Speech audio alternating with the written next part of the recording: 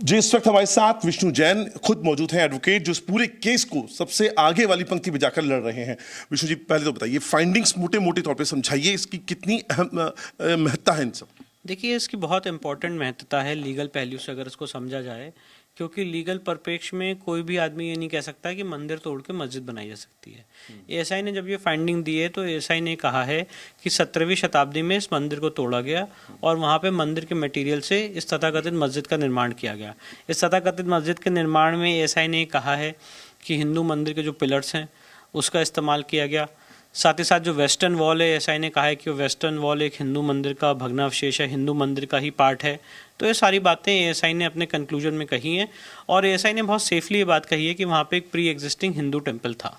एक सबसे बड़ी, मैं आपने जितने कई सारे साक्ष्य सबके सामने रखे, एक साक्ष्य की बात मैं जरूर करूंगा, वो शिलालेख जो टूटा हुआ है, 2 हिस्सों में टूटा हुआ है, उसको थोड़ा सा एलोबरेट कीजिए। वो क्या है, पहला हिस्सा कहाँ है, दूसरा हिस्सा कहाँ से मिला और उसमें क्या लिखा हुआ है? देखिए, उस शिलालेख में बेसिकली ये लिखा है कि यहाँ पे एक मंदिर तोड़ा गया था और उसको वहाँ पे फिर से रीस्ट्रक्चर किया गया था, रिकंस्ट्रक्शन किया गया था इस तथाकथित मस्जिद का।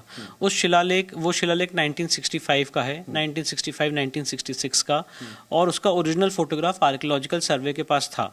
दौरान जब एएसआई का सर्वे हो रहा था तो इस तथाकथित मस्जिद के कमरे से उसका आधा टूटा हुआ भाग मिला।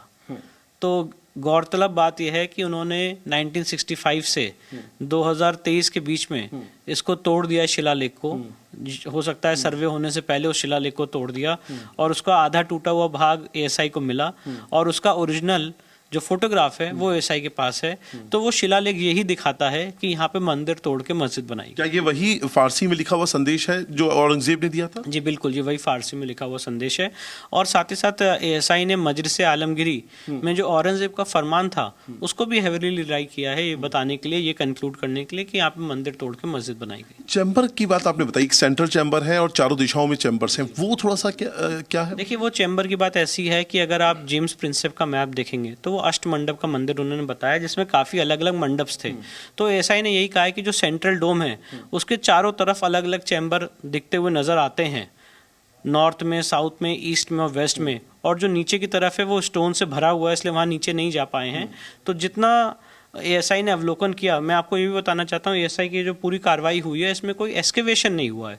जितनी मॉडर्न टेक्निक्स हैं उसके हिसाब से ये कार्रवाई की गई है। और ये सर्वे अभी थोड़ा सा अधूरा है क्योंकि जो वजू टैंक का एरिया है जहाँ पे शिवलिंग बरामद हुआ था, वो वजू टैंक का एरिया भी छूटा हुआ है। उसके सर्वे की मांग इस समय सुप्रीम कोर्ट में विचाराधीन है। वो कितना इंपॉर्टेंट होगा? वो भी बहुत इंपॉर्टेंट है। पर आज की जो एएसआई की रिपोर्ट है ये अपने आप में इस केस को सॉल्व करने का काम करती है। और वो वाली जो एएसआई की रिपोर्ट आएगी वो ये बताएगी कि ये शिवलिंग है कि ये फाउंटेन है। अंकुर जैन साहब से आप ये पूछें कि आगे आप किस तरह से प्रोसीड करेंगे?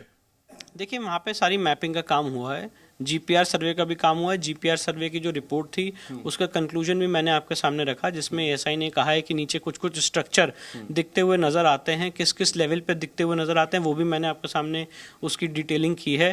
थर्मल मैपिंग भी हुई है, हर एक चीज़ जो एक साइंटिफिक तरीके से हो सकती है, बिना स्ट्रक्चर को डिस्ट्रॉय किए हुए, डैमेज किए हुए, कोर्ट के आदेश की एक सीमा के अंदर, वो सारा काम एएसआई ने किया। आगे का कोर्स ऑफ एक्शन आपके लिए क्या है? पहले वजू खाने की आपको करवानी है या इसके लीगल और दूसरे पहलू क्या निकल गए? नहीं, हमारा इस समय नेक्स्ट कोर्स ऑफ एक्शन यही है कि जो वजू टैंक का एरिया है, जिसे सो कॉल्ड मैं एलिज्ड वजू टैंक कहूँगा, जो सील्ड एरिया है, जो समय सुप्रीम कोर्ट के आदेश से सील्ड है, उसको हम खुलवाने का काम करेंगे और वहाँ पे एएसआई द्वारा उसका सर्वेक्षण हो, इसके लिए हम आगे बढ़ेंगे। तो सिविल जज के पास जाएंगे या सुप्रीम कोर्ट? सुप्रीम कोर्ट में मामला विचाराधीन। अंकुर, 1991 का जो कानून है, 1991 का जो वर्शिप एक्ट है, उससे इस रिपोर्ट का तालमेल जोड़ते हुए किस तरह से देखते हैं? जैन साहब, उनसे ये पूछें।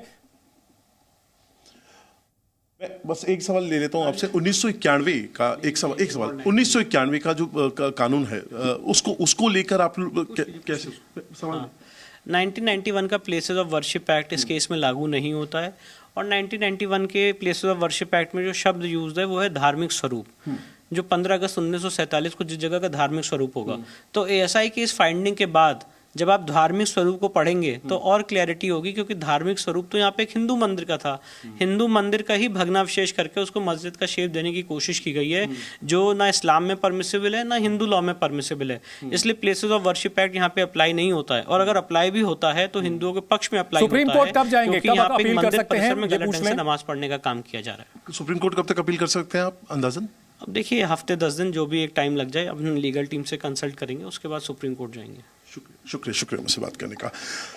तो इस वक्त विष्णु जैन हमारे साथ खुद मौजूद थे और वो आपको बता रहे थे कि किस तरीके से यहाँ पर जो फाइंडिंग्स हैं वो पाई गई हैं और जो मंदिर होने की थ्योरी को सत्यापित करती हैं।